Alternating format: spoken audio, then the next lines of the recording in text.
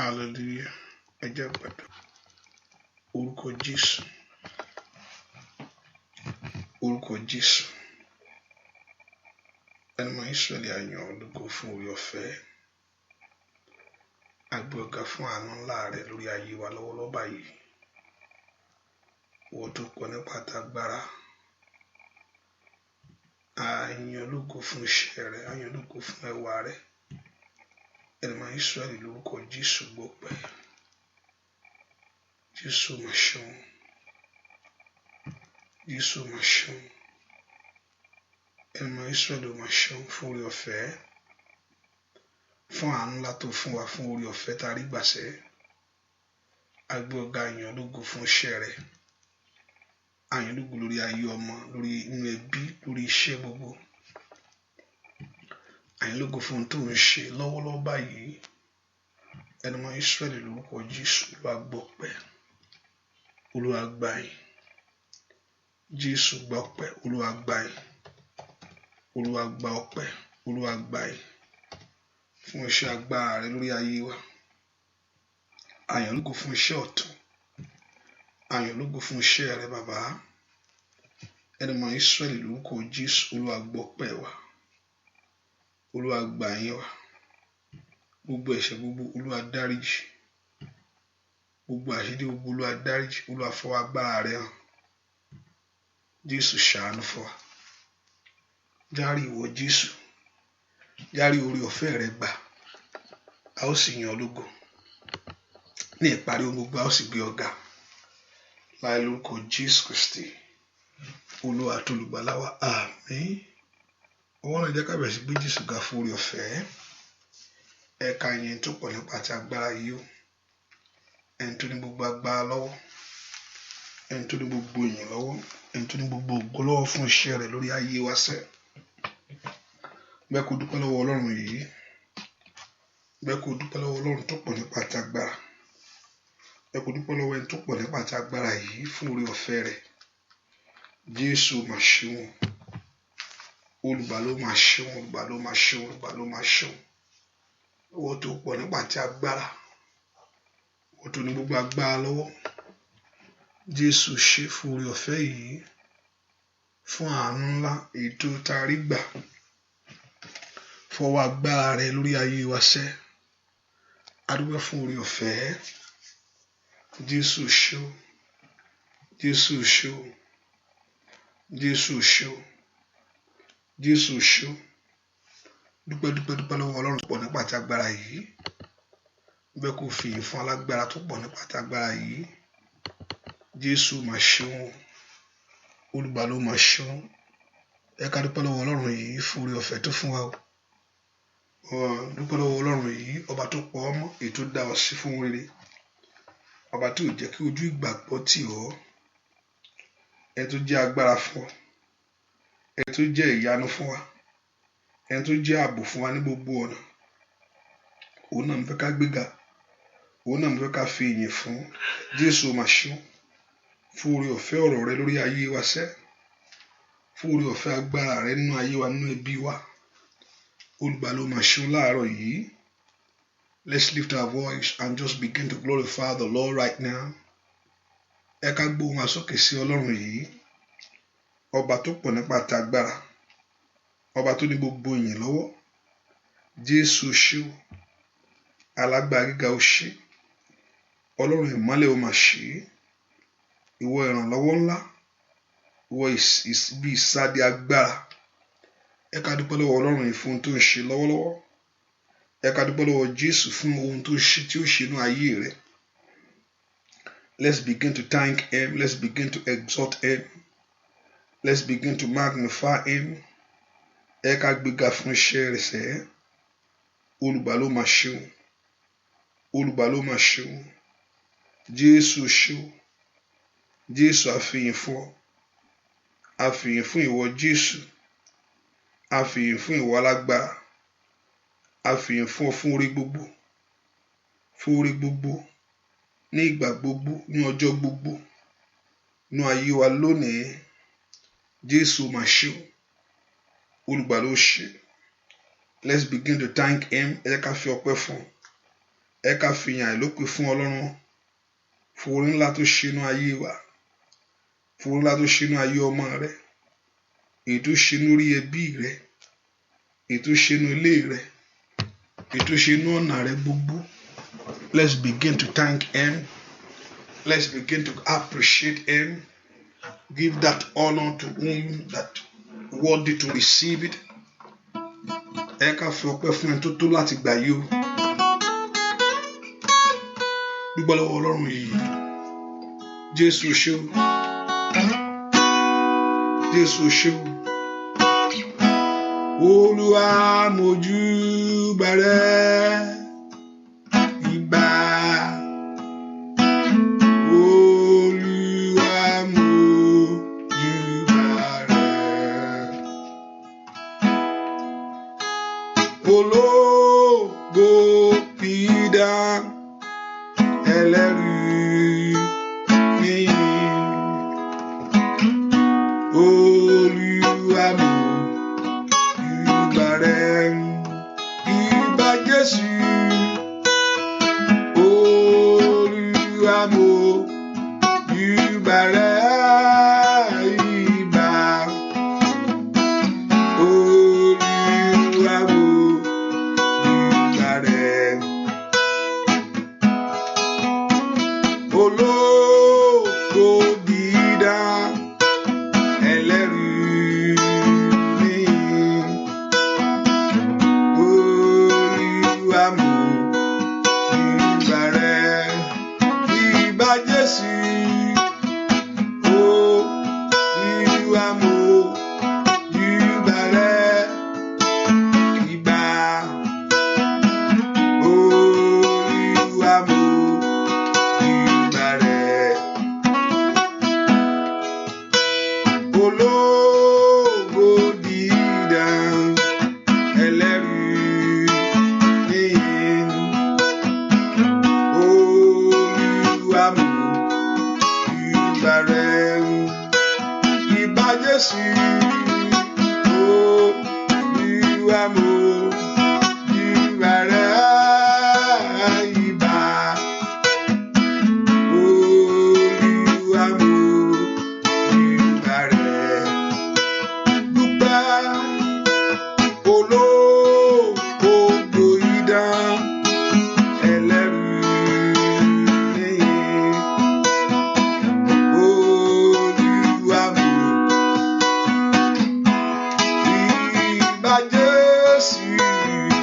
Olúwa mójúbà rẹ. Ìbà. Olúwa mójúbà rẹ. Ológo dídán ẹlẹ́rìí níyìn. Olúwa mójúbà rẹ. Dúpẹ́ lọ́wọ́ Ọlọ́run ọba tó ṣàánú fún ọ. Let's begin to thank him. Ẹ jẹ́ ká dúpẹ́ lọ́wọ́ Ọlọ́run láàárọ̀ yìí tàbí ní òru èní fún oore tó ṣe nínú ayé wa sẹ́. Òun ló tó bẹ́ẹ̀ láti gba gbogbo ògo. Òun ló tó bẹ́ẹ̀ láti gba gbogbo ìyìn. Dúpẹ́ lọ́wọ́ Jésù yìí fún àǹfààní ńlá tó fún wa lẹ́ẹ̀kan sí o. Ọba ńlá, ọba ńlá, ọba ńlá, ọba ńlá, ọba ńlá, máa ṣe o. Ó ṣeun fún mi. Ó ṣeun fún wa. Ohun táyé kò lè ṣe. Bàbá ṣeun fún wa ọpẹ́.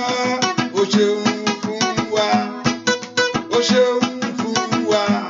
Ohun ayé kò lè ṣe. Bàbá ṣeun fún mi. Ọpẹ́ àmúwá làmúwá. Abánijú òde ọ̀run bàbá mi o. Abánijú alágbára gíga o bàbá. Ọba tí ò lójú ìgbàgbọ́ tí ayé rẹ o. Ọba tí ò lójú tíṣẹ́ rẹ gbogbo. Ó ṣòwò nínú ayé rẹ o kákákáká. Ó ṣe nínú ayé ọmọ rẹ gbogbo ni.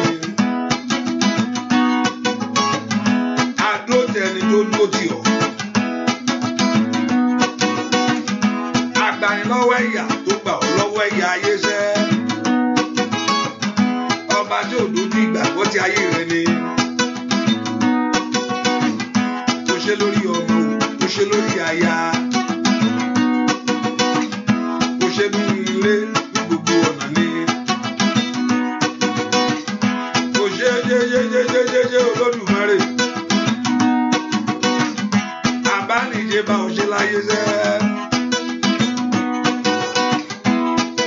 Ó ṣeun fún mi, ó ṣeun fún mi, ohun ayé kò lè ṣe.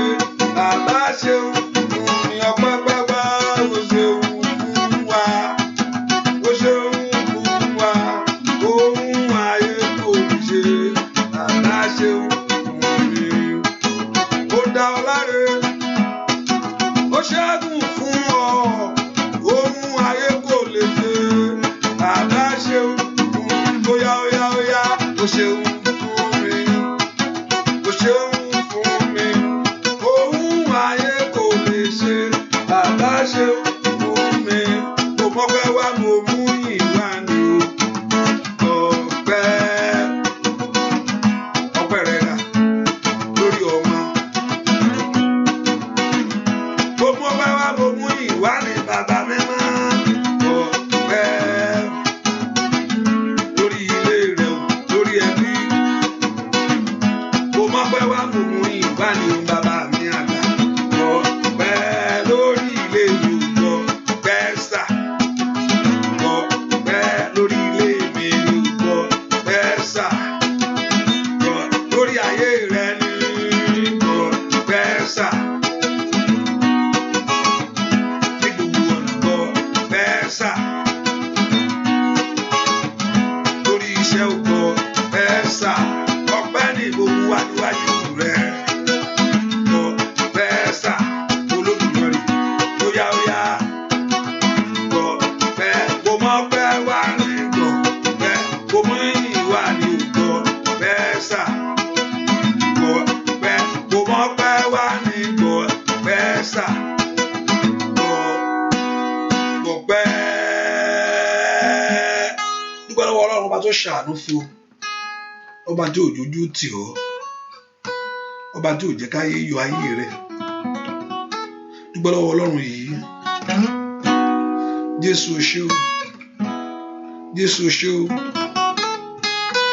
Jésù o ṣé o. Dúpẹ́ lọ́wọ́ Ọlọ́run yìí fún orí gbogbo tó ṣe fún ọ, fún àánú gbogbo èyí tó ṣe fún ọ, èyí tó ṣe lórí ilé rẹ, èyí tó ṣe ní ọ̀nà rẹ gbogbo. Dúpẹ́ lọ́wọ́ Ọlọ́run, dúpẹ́ lọ́wọ́ Jésù yìí. Jésù o ṣé o, Jésù o ṣé o, abániṣe o ṣé o, aláṣeyọrí o mà ṣé o, o ṣé fún mi sẹ́.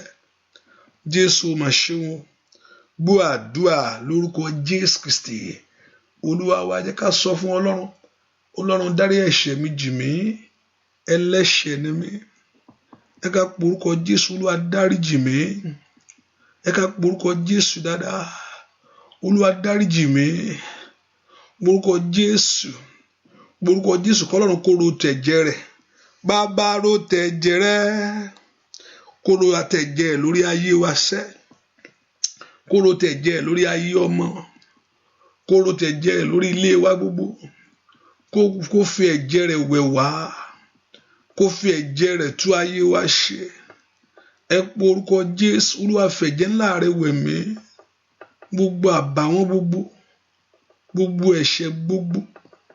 Gbogbo ìsọ̀rọ̀dì gbogbo. Èyí tó yàtọ̀ sí ìwọ Ọlọ́run. Olúwa fi ẹ̀jẹ̀ rẹ̀ wẹ̀ mí. Ẹ pe orúkọ Jésù mi tẹ́ wá sẹ́. Olúwa dẹ̀jẹ̀ lé mi lórí. Ìwọ ẹ̀jẹ̀ Jésù wẹ̀ ayé mi lọ́wọ́lọ́wọ́. Ẹ pe orúkọ Jésù.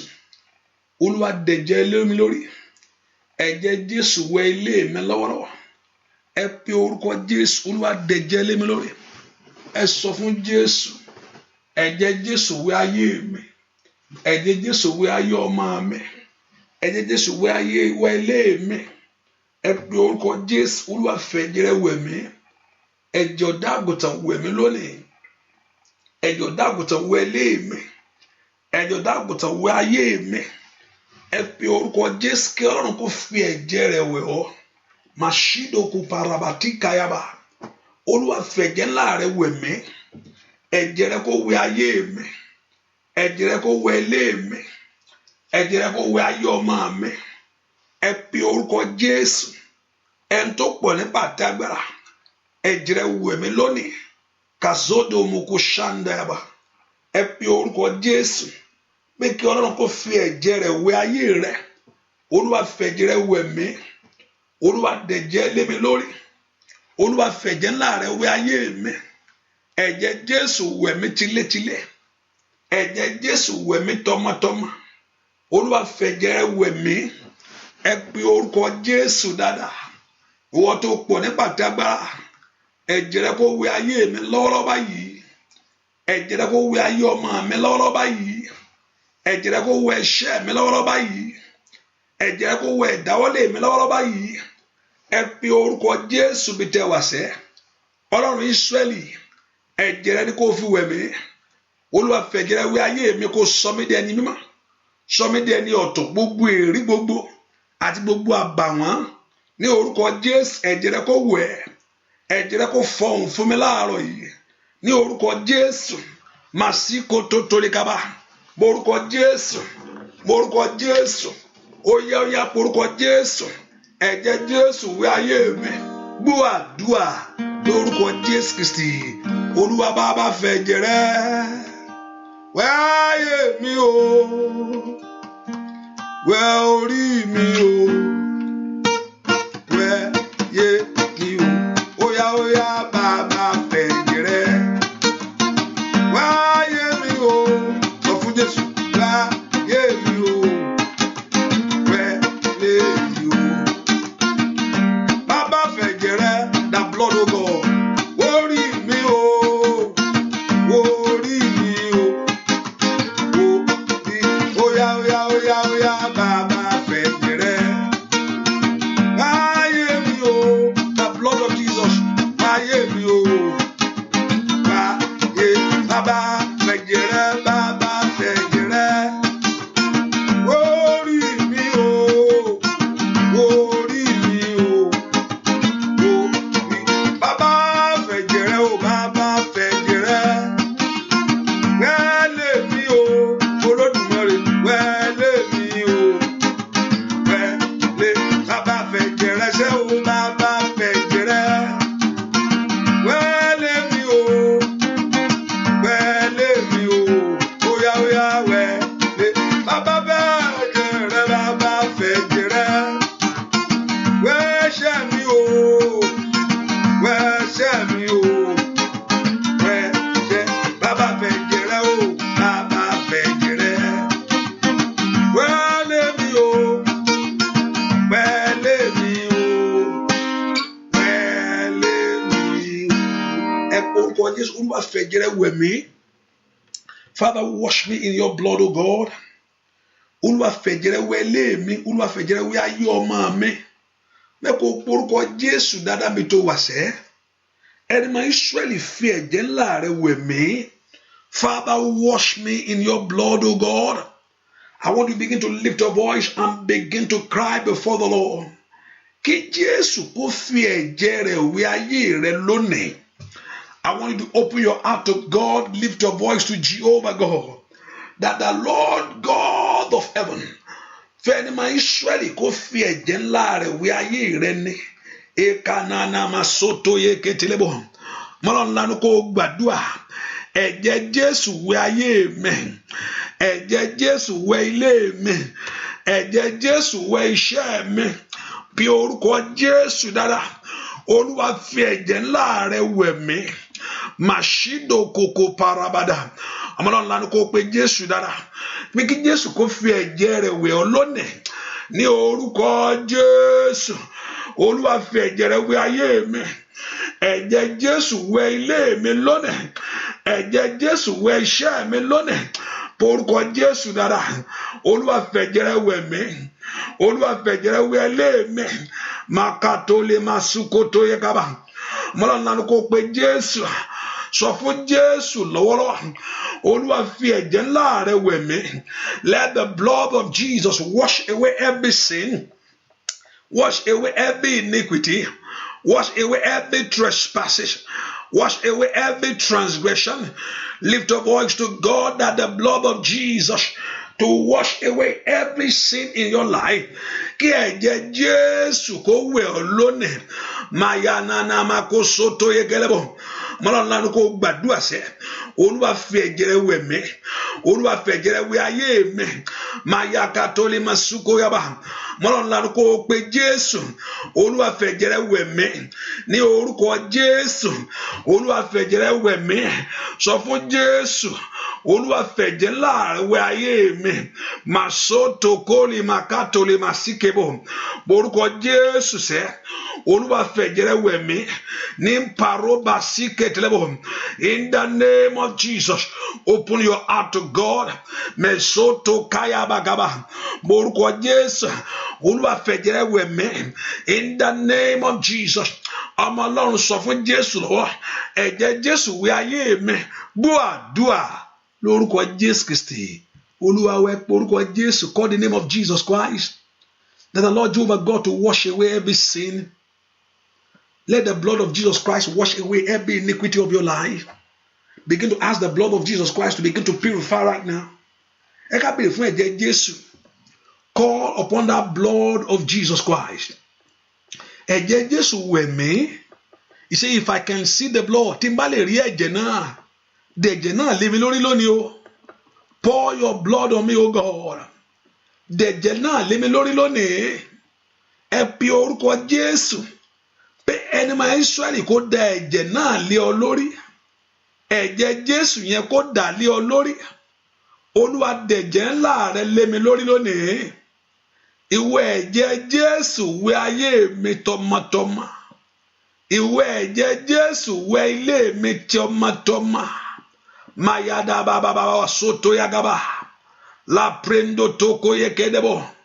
Borúkọ Jésù dára. Olúwa dẹ̀jẹ̀ ńlá rẹ lé mi lórí lónìí. In the name of Jesus. Borúkọ Jésù. Ẹ̀jẹ̀ Jésù mokoya na makasanda yaba. Matori makatoliba. That the blood of Jesus Christ to purify your life. Olúwa jẹ́ kí ẹ̀jẹ̀ ńlá rẹ kó fọhùn fún mi. In the name of Jesus. In Jesus' name, we pray orúkọ Jésù. Call the name of Jesus Christ. Ibi tí ayé ti ń dá ayé mi lẹ́jọ́. Níbi tí ogun lé bàbá tàbí ogun lé ìyá.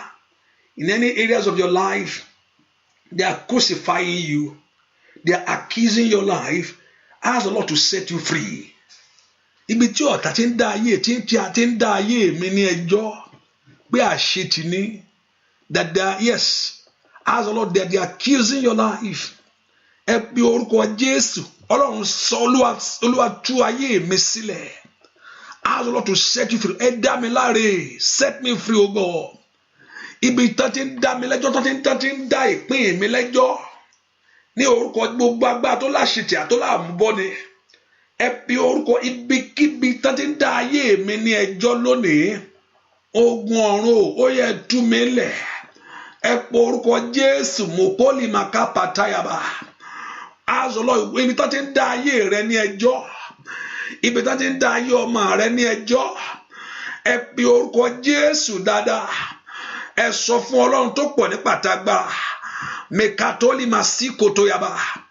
Ask the Lord to set you free. Ẹ tú mi sílẹ̀. Ẹ tú mi sílẹ̀. Ask him to set you free. Ask him to deliver you. Ní orúkọ Jésù, ẹ tú mi sílẹ̀. Níbikíbi tó ti ń dá mi ní ẹjọ́ lónìí. Ní orúkọ Jésù, ibi tó ti ń béèrè fún ìdájọ́ fún ayé rẹ. Ẹ pe orúkọ Jésù dáadáa. Call the name of Jesus. Ask the Lord to set you free. Ẹ pe orúkọ Jésù bí tẹ́ wà ní. Olúwa níbikíbi tó ní dá mi lẹ́jọ́ lónìí o. Ó yá dá mi láre. Dá mi láre. Ẹ pe orúkọ Jésù mokoto tó ìkàbà. Ask the Lord to set you free. Ask the Lord to justify you. Ẹ dá mi láre. Ask the Lord to set you free. Ask Jehovah God to justify you. Ẹ dá mi láre. Ibikíbi tó ti ń dá ayé mi lẹ́jọ́. ní orúkọ Jésù mokoya gabagaba lekendo robo sonto to lekelebo makandele moko sonto yaba orúkọ Jésù ọ̀run kó dá ọ láre lónìí ní orúkọ Jésù ọ̀run kó dá ọ láre lónìí ibikíbi tó ti ń dẹ ẹlẹ́bi ibi tí ayé ti ń dẹ ẹlẹ́bi lónìí ní orúkọ Jésù tí ìtàn fi mú ìyà jayé rẹ that they are tormenting suffering your life ẹ pé orúkọ Jésù ask the Lord to set you free. Olúwa dá mi láre ibi tó ti ń dá mi lẹ́jọ́ Olúwa dá mi láre ibi tó ti ń dá mi lẹ́jọ́ Olúwa dá mi láre ibi tó ti ń dá mi lẹ́jọ́ Olúwa dá mi láre ibi tó ti ń dá mi lẹ́jọ́ ní orúkọ Jésù gbàdúà níbi tó ti ń dá ẹ lẹ́jọ́ orúkọ Jésù kí ẹni máa Ísírẹ́lì kó dá ọ láre ní orúkọ Jésù ibi tó ti ń dá ẹ lẹ́jọ́ kí ẹni máa Ísírẹ́lì kó dá ọ láre ẹ pe orúkọ Jésù dáadáa ó máa kó sotoli máa síkàbà pe orúkọ Jésù níbi tó ti ń dá mi lẹ́jọ́ lónìí ẹni máa Ísírẹ́lì dá mi láre ní orúkọ Jésù níbi tó ti ń dá ayé mi lẹ́jọ́ pe orúkọ Jésù dáadáa kí ẹni máa Ísírẹ́lì kó dá ọ láre ní orúkọ Jésù ibi tó ti ń dá ẹ lẹ́jọ́ lónìí ní orúkọ Jésù kí ẹni máa Ísírẹ́lì kó dá ọ láre iye pàtó yẹ máa ṣíkàbà pe orúkọ Jésù ibikíbi tó ti ń dá ayé rẹ lẹ́jọ́ ní orúkọ Jésù ibi tó ti ń pe tiẹ̀ níbi ask the Lord to justify you today ní orúkọ ibi tó ti ń pe ayé ẹ ní ìpèníjà fún òkùnkùn màkóbàgó sàtáyàbà ní orúkọ Jésù Olúwa dá mi láre lóru èní in the name of Jesus let my life be totally free from every battle. Let my life be totally free from every shame.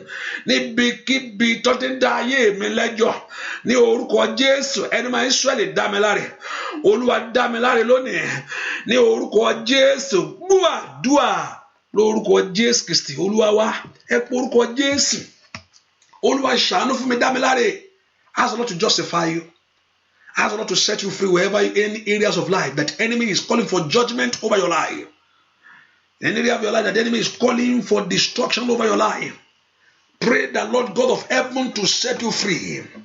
Inkado yaba kasonto yaba ibi tó ti ń pè tèmi ní ìbànújẹ́ sẹ́ Olúwa dá mi láre ibi tó ti ń pè tọ́mọ mi gbogbo. Ask the Lord to kọ́ Ọlọ́run kó dá ọ láre lónìí ní orúkọ Jésù ní yàrá òkùnkùn ìdánfẹ́ fún ìṣubú àti ìbànújẹ́ rẹ sẹ́ ẹ pe orúkọ Jésù ẹni máa Ísírẹ́lì dá mi láre gbúàdúà lórúkọ Jésù Kristi Olúwa wa gbé aláàánú dìde fún mi bàbá gbé aláàánú dìde fún mi o gbé aláàánú dìde fún mi bàbá ogun ọ̀run lè já láàánú fún ọ gbé aláàánú dìde fún mi o kí n wo wájú kí n ró lóore kí n wẹ̀yìn wò kí n ró lóore àtọ̀tún àtòsì jẹ́ kí n bá láàánú pàdé gbé aláàánú dìde fún mi o óyá óyá óyá gbé aláàánú dìde fún mi bàbá gbé aláàánú dìde fún mi o gbé aláàánú dìde fún mi bàbá sẹ́.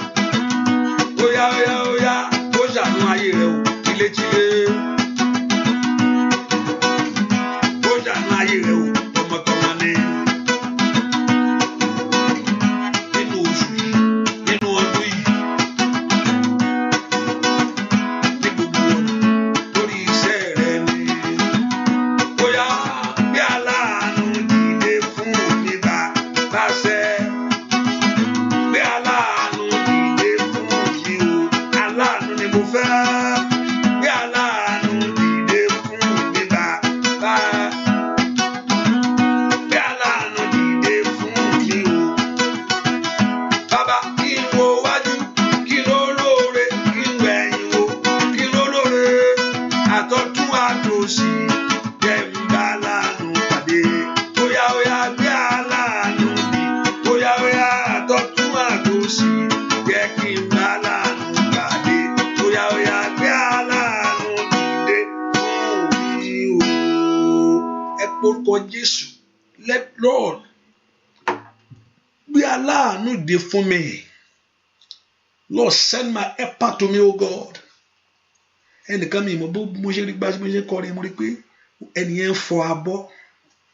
Somebody, I don't know whether somebody is washing plate. Pé ẹni yẹn ń fọ abọ́. Ṣùgbọ́n ohun tó ibi iṣẹ́ rẹ Ọlọ́run á túṣe fún ẹ. Ibi oúnjẹ rẹ Ọlọ́run á túṣe fún ẹ. I'm talking to somebody right now. I see that you are washing plate. You are washing your plate. Mi mọ̀ bí ẹnìkan ń fọ abọ́ ní báyìí. Ṣùgbọ́n mo rí pé ẹni yẹn ń fọ abọ́ yẹn. Ibi oúnjẹ rẹ, ibi tó ti ń ṣe, Ọlọ́run yóò túṣe fún ọ. Say that amen. The Lord will repair that place of your place of work. Ibi oúnjẹ rẹ. Thank you, my daddy.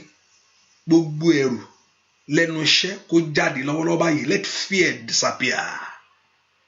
Gbogbo ẹrù lórí business yẹn kó má bàa bàjẹ́, kó má bàa dàrú. Fear upon that of business. Ẹ̀rù lórí ìdáwọ́lé gbogbo lórúkọ Jésù kó sá lọ. The place of fear, live your life. The place of fear, live your life. Kò ní bàjẹ́. Kò ní bàjẹ́. Ibi oúnjẹ rẹ ò ní bàjẹ́. Say that amen. Ọlọ́run kó túṣe lónìí. Let God repair it for you. Kí Ọlọ́run kó sọ ní dára fún ọ. Kí ogun ọ̀run kó gbé sókè fún ọ. In the name of Jesus. Let you, my God, lift that place for you. Lift it up for you. Kó gbé sókè. Ẹ pe orúkọ Jésù gbogbo èèyàn. Aláàánú kó dìde fún mi o. Aláàánú tí ó nu omijé mi nù. Send the helpers of my life to me. That will wash away. That will remove my tears. That will remove my disappointment. Ẹ pe orúkọ Jésù bí tẹ́ wá sẹ́. Ìwọ aláàánú dìde fún ayé mi. Ìwọ aláàánú dìde fún ìrìn àjò mi. Ìwọ aláàánú dìde fún ayé ọmọ mi gbogbo. Ọmọ Ọlọ́run lanu kó gbàdúrà. Orúkọ Jésù. Orúkọ Jésù. Orúkọ Jésù. Ìwọ aláàánú ńlá dìde fún ayé mi. Somebody pray that Lord, you are going to send helper to your life. Helpers of destiny. Ẹ pe orúkọ Jésù. Helpers of destiny. Helpers of destiny. Helpers of destiny. Ikatoyayaba. Lesonto prodagaba. Orúkọ Jésù. Helpers of destiny. Orúkọ Jésù dára. Olúwa gbé aláàánú dé fún ayé mi. Ẹ gbàdúrà. Olúwa gbé aláàánú dé fún ọ̀nà mi. Somebody open your heart to God. The Lord should rise up. He can help us for you. Ẹ gbé aláàánú dé fún ìran mi. Ní orúkọ Jésù. Ó yá ìwọ aláàánú mi jáde wá. Ní orúkọ Jésù. Aláàánú tó nu méjì rẹ nù. Làkàyà màkóso tó yàgàbà. Màtótólì màkàpàrópàtẹ. Ẹ pe orúkọ Jésù láàárọ̀ yìí. Ìwọ aláàánú dìde fún ayé mi. Ìwọ aláàánú dìde fún ayé àwọn ọmọ mi gbogbo. Ẹ pe orúkọ Jésù. Ẹ yẹ aláàánú gbà. Aláàánú máa bọ̀ wá. Aláàánú máa bọ̀ wá. Aláàánú máa bọ̀ wá. Tell the Lord, the Lord should rise up. The Lord should raise an helper for you. Ikotoya magaba.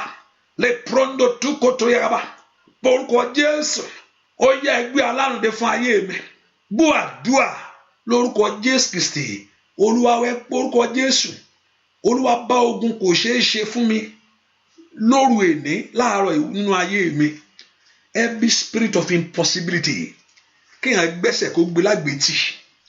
Kéèyàn dáwọ́lé nǹkan kó má rí àṣeyọrí ńbẹ̀. Kéèyàn ṣe kó ṣe kó má rí oore Ọlọ́run. Ẹ pe orúkọ Jésù. Ìwọ ogun ẹtì. Ìwọ that spirit of failure. Ìwọ ogun ẹtì. Ìwọ ogun ìfàsẹ́yìn. Ìwọ ogun tí ò jẹ́ kí oore dàgbà. That don't allow things to grow, things to enlarge. Ìwọ ogun náà nú ayé mi. Ìwọ ogun tó ń sọ tó ń ba oore jẹ́ mọ́ mi lọ́wọ́. Ìwọ ogun tó ń yí oore dànù. Ẹ pe orúkọ Jésù. Ìwọ ogun wọlẹ̀.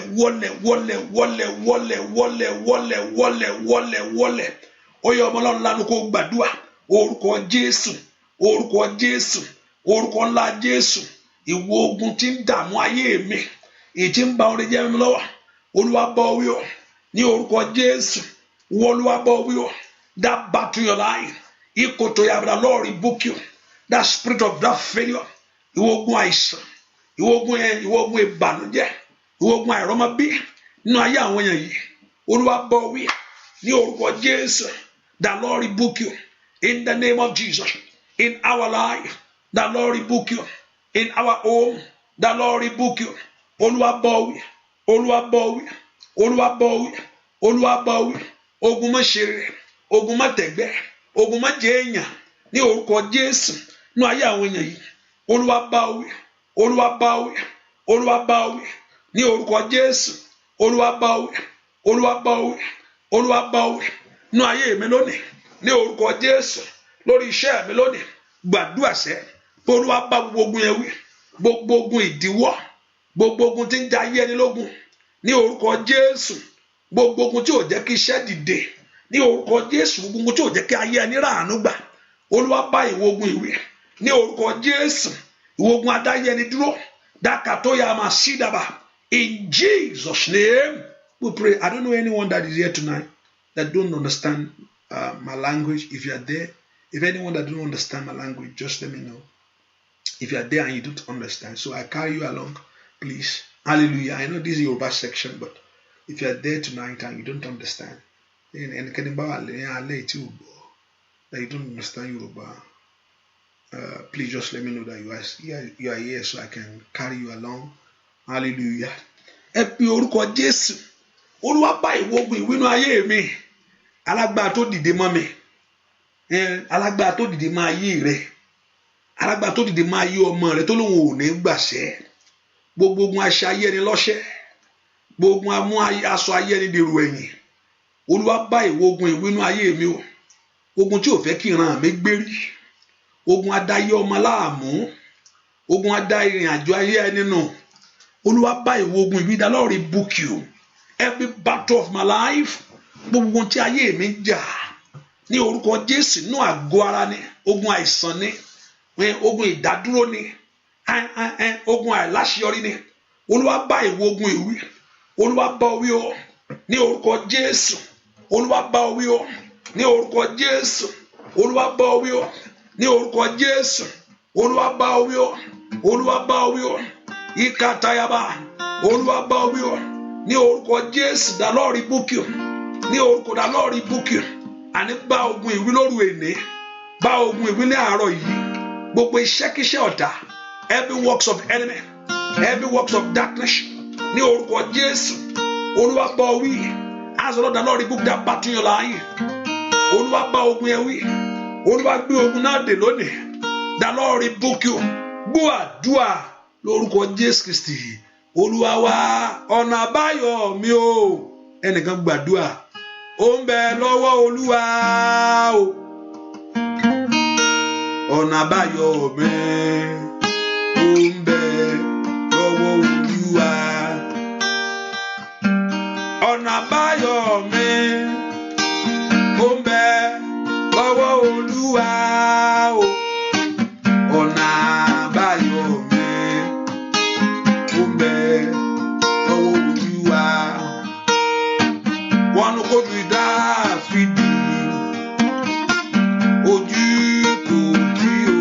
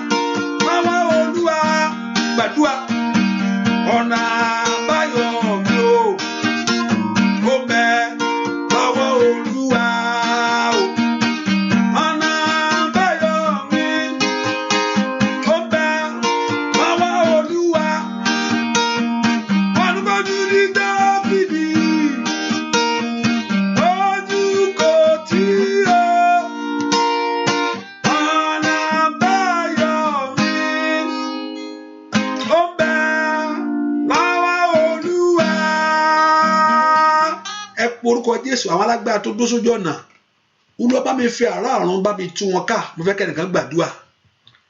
kẹ́nìkan gbàdúrà lọ́wọ́lọ́wọ́ I want you to pray mo fẹ́ kẹ́nìkan gbàdúrà Olúwa àwọn alágbára tó dó sójú ọ̀nà ìṣeré mi Olúwa bá mi fi àrá ọ̀run tú wọn ká tí n bá ní kó gbàdúrà ó nìkan tí mò ń sọ nìyẹn o hallelujah porúkọ Jésù dáadáa Olúwa bá mi tú wọn ká àwọn alágbára tó yọ pópó tán yàdá tó dó sójú ọ̀nà the strong man that's in my way àwọn alágbára tó dó sójú ọ̀nà Olúwa bá mi fi àrá ọ̀run tú wọn ká alágbára tó ní kò sí ọ̀nà ìṣeré fún ọmọ mi gbogbo alágbára tó ní kò sí ọ̀nà ìṣeré fún ògo mi láti jáde ẹ pe orúkọ Jésù bí tẹ wà sẹ́ Ọlọ́run Ísírẹ́lì lé àárọ̀ yìí tàbí ní òru èní Olúwa bá mi fi àrá ọ̀run tú alágbára tí ń dó sójú ọ̀nà mi the strong man that is standing in your way alágbára tó fẹ́ fi ọ̀nà ìṣeré mi ṣe ọ̀nà tí wọ́n sẹ́ tán fẹ́ kémi rí bi lọ ilé àbábò abakasayira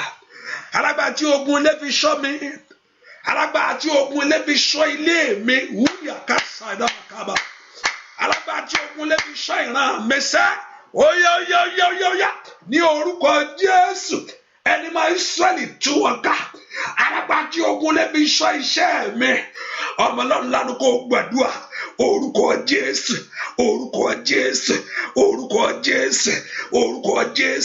Olúwa bá mi tú wọn ká lónìí Olúwa tú wọn ká lónìí Olúwa tú wọn ká lónìí Olúwa tú wọn ká lónìí Olúwa tú wọn ká lónìí Olúwa tú wọn ká lónìí Olúwa tú wọn ká lónìí Olúwa tú wọn ká lónìí lóru èdè bá mi tú wọn ká wá lóru èdè bá mi tú wọn ká wá alágbára tó dó sọ́nà ayé àwọn èèyàn yìí ní orúkọ Jésù gbogbo àwọn tó kóra wọn jọ tó ní kò sí ọ̀nà ìṣeré màkàkà bàgàbàgàbà lè kó tó ní mo kó soto yaba màkàdé ní mo kó púrọ́dà gàbà lè sọ́ndó lè bẹ̀kẹ̀tẹ̀ bọ̀ ní orúkọ Jésù ẹ̀yin ogun ọ̀run ẹ̀ tú wọn ká alágbára ìkà tó ní màkàpà yaba pé Jésù mi tó wà alágbára tó dó sọ́jú ọ̀nà tí ò fẹ́ kọ́ máa mi ga ní orúkọ Jésù Olúwa tú wọn ká Olúwa tú wọn ká Olúwa tú wọn ká bọ́lá ńlá ní kò gbàdúrà dáná sùn scatter them the strong man of your life the strong man of your dream the strong man of your children ní orúkọ Jésù alágbára tó dó sọ́nà ìṣeré mi ní orúkọ Jésù Olúwa tú wọn ká tú wọn ká tú wọn ká tú wọn ká tú wọn ká tú wọn ká tú wọn ká tú wọn ká tú wọn ká ẹ pe orúkọ Jésù rà kí Ọlọ́run Ísírẹ́lì kó tú alágbára náà ká alágbára náà kó Olúwa kó tú ká let God scatter the strong man that is in your way the strong man that is in my way in the name of Jesus alágbára tó dó sójú ọ̀nà mi tó dó sójú ọ̀nà ayé mi tó dó sójú ọ̀nà iṣẹ́ mi ní orúkọ Jésù Olúwa tú wọn ká lónìí Olúwa tú wọn ká lónìí Olúwa tú wọn ká lónìí Olúwa tú wọn ká lónìí Olúwa tú wọn ká lónìí Olúwa tú wọn ká lónìí Olúwa tú wọn ká lónìí Olúwa tú wọn ká lónìí Olúwa tú wọn ká lónìí ní orúkọ Jésù alágbára tó dúró sọ́nójú ọ̀nà ògo ayé ọmọ mi gbogbo èkadó gàdàgàdà lè kótólì máa ká payagàwà lè sotólì máa ṣèkètèlébò lè prendo túkètèlébò máa kàtólì máa kó parobadẹ ní orúkọ Jésù ogun ọ̀run tú wọn ká búà dùà lórúkọ Jésù Kristi thank you my daddy. Oh, thank you, Holy Spirit. Ẹ pe orúkọ Jésù. Olúwa fi ọ̀wọ̀ wọ̀ mí lónìí. Olúwa fi ọ̀wọ̀ ọ̀run wọ̀ mí. Olúwa ẹni àdúrà rẹ nìyẹn o. Gbogbo tó bá ti dé kàn fi ọ̀wọ̀ they should honor you. Lójú ọ̀tá, tọ́lọ́run kó fi ọ̀wọ̀ wọ̀. Oh, thank you, my daddy. Oh, thank you, Holy Spirit. Ẹ gbàdúrà ẹ sọ fún Ọlọ́run. Bí kí Ọlọ́run kó fi ọ̀wọ̀ ọ̀run wọ̀ ọ́. Olúwa fi ọ̀wọ̀ wọ̀ mí láti ṣiṣẹ́ lọ.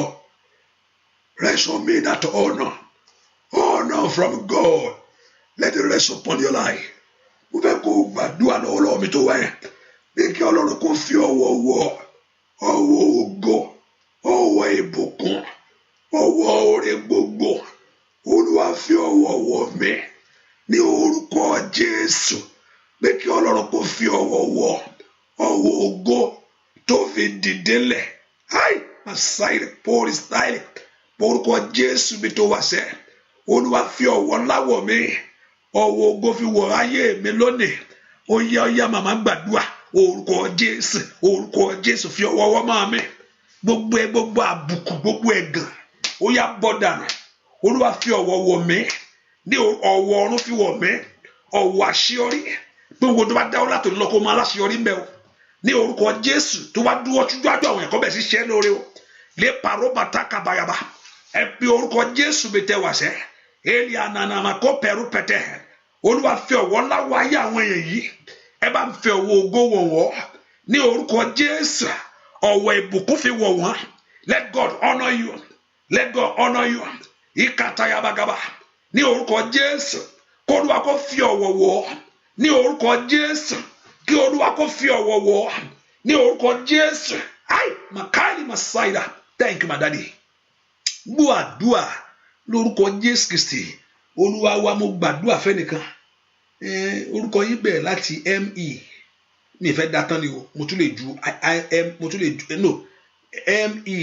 m again ohun tí mo ń gbọ́ nìyẹn o ẹ lè ro plus yẹn papọ̀ àti dìde kó rọrùn láti ṣiṣẹ́ lọ ẹ ṣàmì dáadáa o gbọ́dọ̀ orúkọ rẹ bá ní m nínú m àti dìde kó rọrùn láti ṣiṣẹ́ lọ o ẹ ṣàmì dáadáa àti dìde kó rọrùn láti ṣiṣẹ́ lọ o gbogbo èèyàn tí ń bẹnu àdúrà yìí àti dìde kó rọrùn láti ṣiṣẹ́ lọ o ẹ ṣàmì dáadáa oli akapa o patali masira àti dìde kó rọrùn láti ṣiṣẹ́ lọ o àìlè makali masiro katalia mo gbàdúrà láàárọ̀ yìí àti dìde fún ọmọ rẹ àti dìde fún oore láyé àti lu àlùyọ àti débi tó ti ń wá láti dé látijọ́ yẹn ní orúkọ Jésù ó yá kó rọrùn láti ṣiṣẹ́ lọ àti ṣe ńlá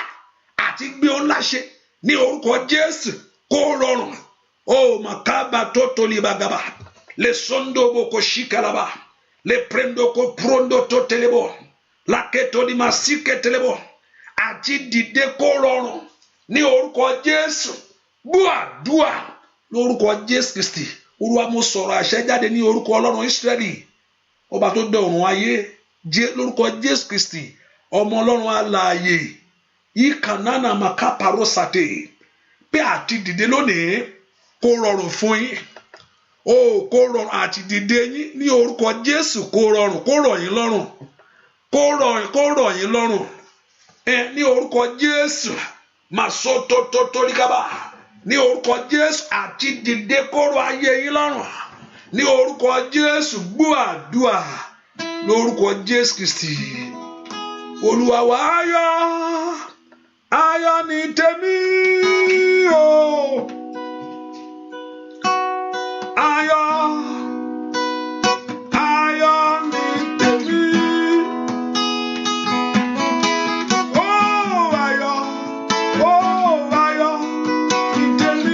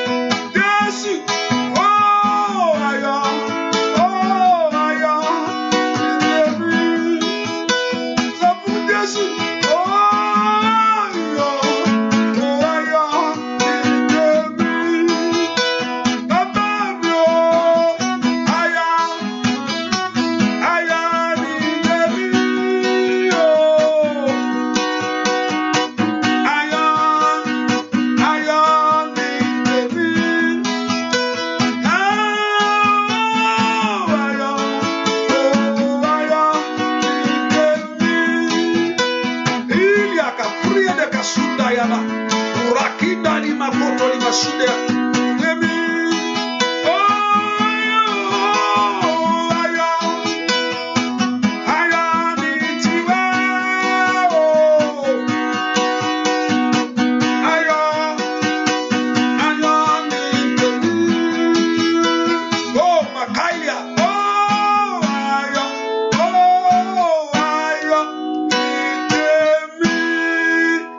Ọwọ́ ẹ̀ jáde láti lọ́rọ́ mo gbàdúrà mo pàṣẹ sínú ọwọ́ yìí ò ní mú àmúwọ́ mọ́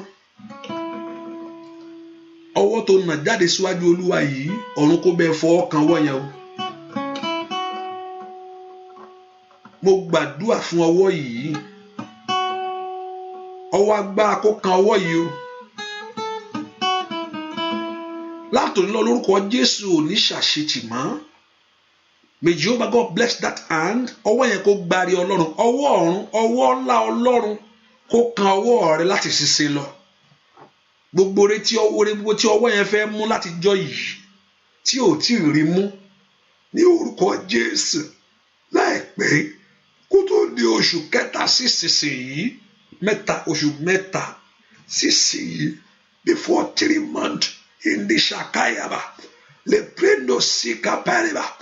Ọwọ́ yẹn kó rí ire yẹn mú ní orúkọ Jésù oṣù kẹta sí ìsinsìnyí mekana na makali makaparadaya lotoli makabrado ko pelu seketebo la frando ko pakan soto yawa ọwọ́ yẹn yóò rí ire yẹn mú ọwọ́ yẹn yóò rí ire yẹn gbà Olúwa ti bẹ̀ láti sin lọ yóò di mímọ́ ọwọ́ yẹn á rí ire yẹn mú gbogbo ní tó ti ń wá láti jọ tó yẹ kó mú yẹn ó lè àkásàdá ó lè makobra kataye tó yẹ kó rí mú tó yẹ kó ti gbà sọ́wọ́ ní orúkọ Jésù ọ̀run gbélé ọ lọ́wọ́ orí gbàṣẹ ayọ̀ ní tiẹ̀ ayọ̀ ní tiẹ̀ ayọ̀ ní tiẹ̀ ayọ̀ ní ti ilé rẹ ayọ̀ ní tọmọ rẹ ayọ̀ ní ti ilé rẹ ó ní sọkún gbogbo mi jẹ́ gbogbo kólúwa kó nùnú gbogbo mi jẹ́ gbogbo kólúwa kó nùnú ní orúkọ Jésù gbogbo mi jẹ́ gbogbo kólúwa kó nùnú. Let God wipe away your tears. Let Jehovah God wipe away your tears. Let Jehovah God wipe away your tears. Ní orúkọ Jésù. Let Jehovah God wipe away your tears. Lakata ya makapa toni makapa robata. La brendo toko peshike telebo kapa. Le brendo ko pranda kapa sike telebo. Ní orúkọ Jésù. Let Jehovah God wipe away your tears. Ẹnìkan arábìnrin kan wà ní àdúrà yìí. Ojú mi rí ojú yìí dáadáa ṣùgbọ́n ojú yẹn a little light skin. Only àmì there's a mark in front of you. Ní àmì lójú níwájú a little light. Lórúkọ Jésù ọwọ́ Ọlọ́run kó kan ẹni yìí. There's a mark wà ní ojú ẹni ní ojú a little light skin. Lórúkọ Jésù ọwọ́ Ọlọ́run kó kan ẹni yìí. Lórúkọ Jésù ẹ̀ ní parẹ́. Ẹni ọwọ́ Ọlọ́run kó kan ọ́. Olúwa kí ìlérí kó ṣẹ. Kí ìlérí kó ṣẹ. Kí ìlérí kó ṣẹ. Kí ìlérí kó ṣẹ. Gbogbo yẹn gbàdúrà. Olúwa rántí ìlérí rẹ lórí mi o. Remember all your promises, O God. Ẹ pe orúkọ Jésù. Olúwa rántí ìlérí rẹ nínú ayé àwọn ọmọ mi. Ẹ gbàdúrà ẹ sọ fún Ọlọ́run. Olúwa rántí ìlérí rẹ lórí mi.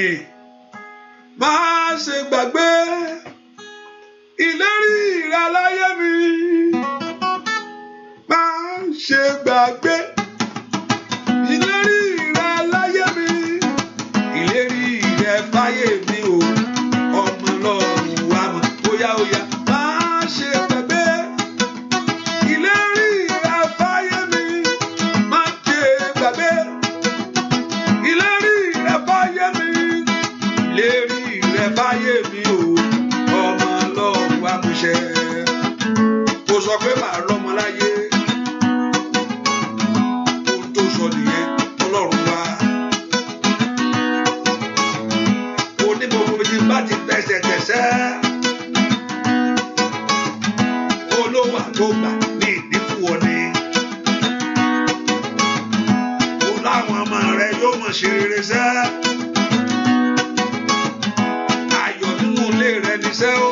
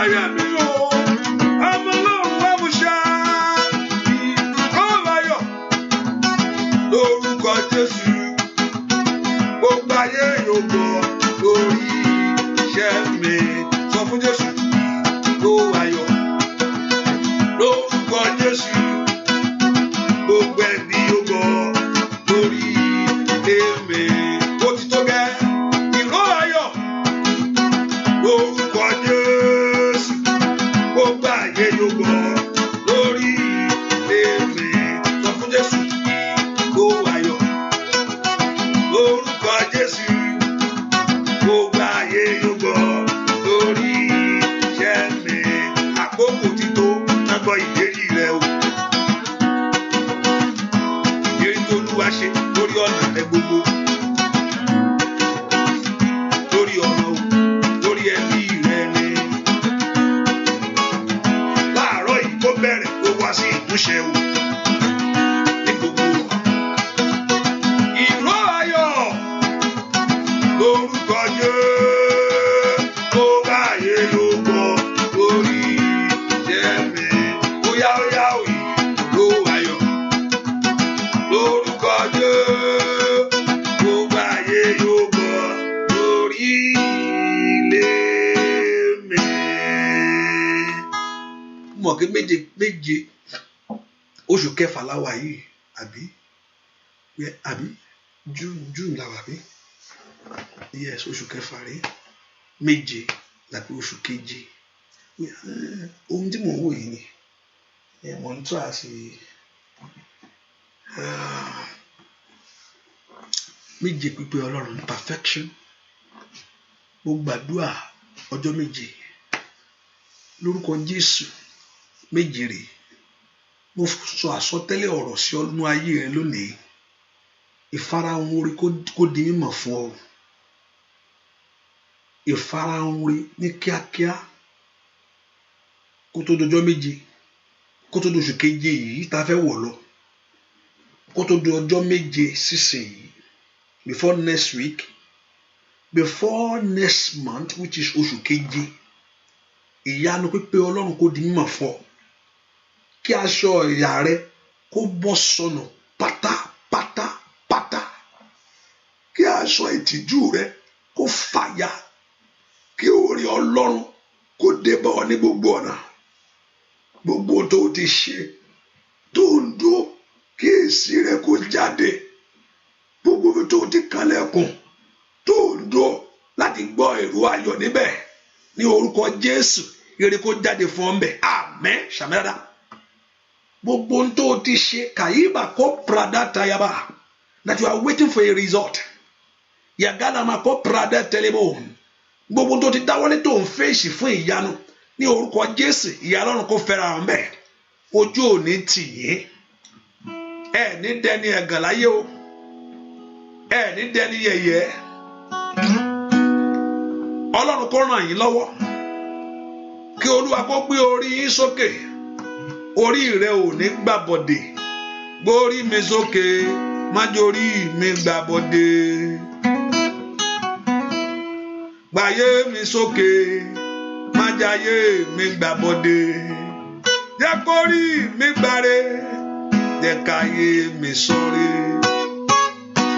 gbórí mi sókè májorí mi gbàbọdè ní orúkọ Jésù kọ́lọ́run kó gbórí yín sókè o kó lọ kó yànda orí ọ̀fẹ́ mi gúngùn lé ọ lọ́wọ́ ní orúkọ Jésù receive the grace to grow long life orí ọ̀fẹ́ mi gúngùn ní orúkọ Jésù kí Ọlọ́run kó fún yín o mo gbàdúrà fún ẹnìkan lọ́wọ́lọ́wọ́ orí ọ̀fẹ́ mi gúngùn mo ní kí Ọlọ́run kó fún yín o mo ní orí ọ̀fẹ́ mi gúngùn mo ní kí Ọlọ́run kó yànda rẹ̀ 75 ò tí orí ọ̀fẹ́ sì wá sí orí ọ̀fẹ́ mi gúngùn ó yẹ ẹgbàá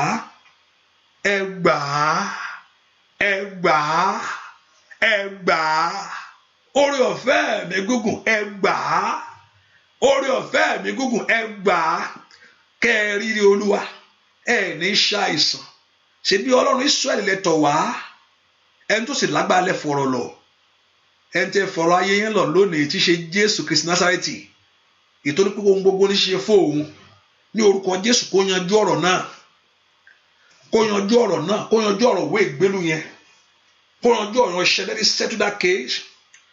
Ọlọ́run tẹ́ fi gbogbo ọkàn yín tọ̀ wá láàárọ̀ yìí lórúkọ Jésù kó bá yín pàdé níbi àyè ńlá. Ojú ò ní tì yín, ojú kò ti ogun ayé yín o, ojú kò ti ogun lé kó tó gun ta.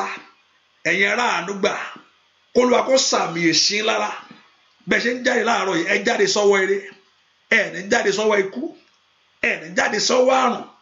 Ẹni tí ń pa Ísírẹ́lì mọ́ kó pa yín mọ́, ẹni tí kì í tòògbé lórúkọ Jésù kó dáàbò bò yín.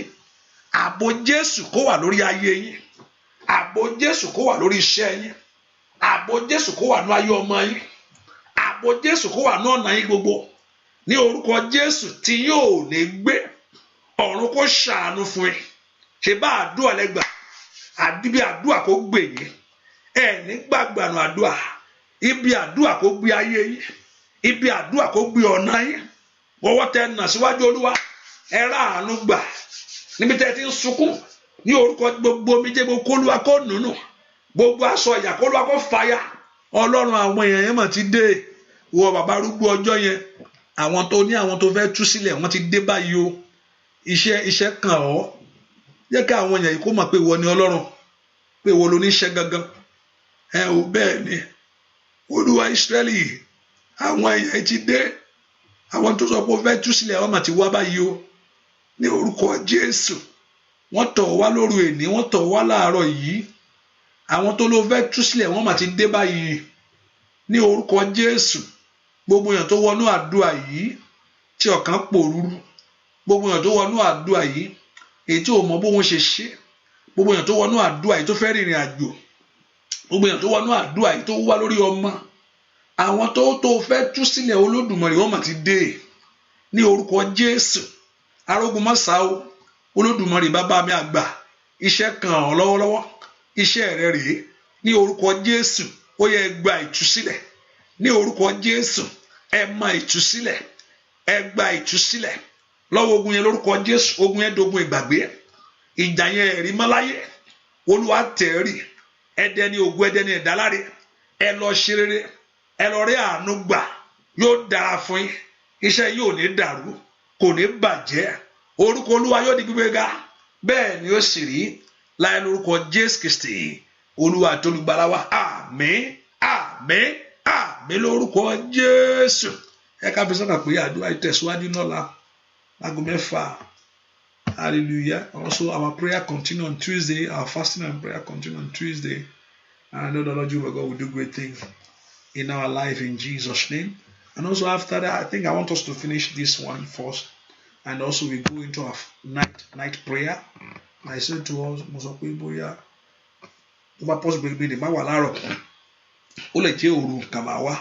just to able to carry on just for 7 days. Hallelujah. Oru day and night. But we need to work it out. How it's going to work out too. So, I mean that I'm only going to do just the way I'm doing it. Let it be time. We see how it's going to know how to do that. But like Lord, just know that you're going to give your night sleep. Hallelujah. The Lord Jehovah God will help us in Jesus' name. Àdúà gbà. Ànígbàgbà na àdúà. Àdúà gbà. Olúwa yóò di ọládé. Àdúà rẹ lọ́sàn lóru. Èsì ẹ̀ kó jáde. Let that be a result now. Àdúà rẹ lóru lọ́sàn. Let that be a result now. I pray for that result. O gbọ́dọ̀ bá Ọlọ́run sọ̀rọ̀. Ọlọ́run ju èèyàn lọ. Ọlọ́run tẹ́ bá sọ̀rọ̀ lọ́sàn lóru. Let that be a result now. Ìdáhùn rẹ̀ kó Olúwa kó dá yín lóhùn padà. Ẹ ti sọ fún. Let God reply you. Èsì kó jáde. Èsì níbi ìyanu ńlá kó jáde fún ayé yín. Bẹ́ẹ̀ ni ó sì rí. Oore ọ̀fẹ́ Jésù lọ abẹ́ṣẹ́ ń lọ. Ẹ ra àánú gbà. Jésù Olúwa wa. Àmín, àmín, àmín lórúkọ Jésù. Thank you for being here. God bless you. See you in the morning. God bless you. Bye bye.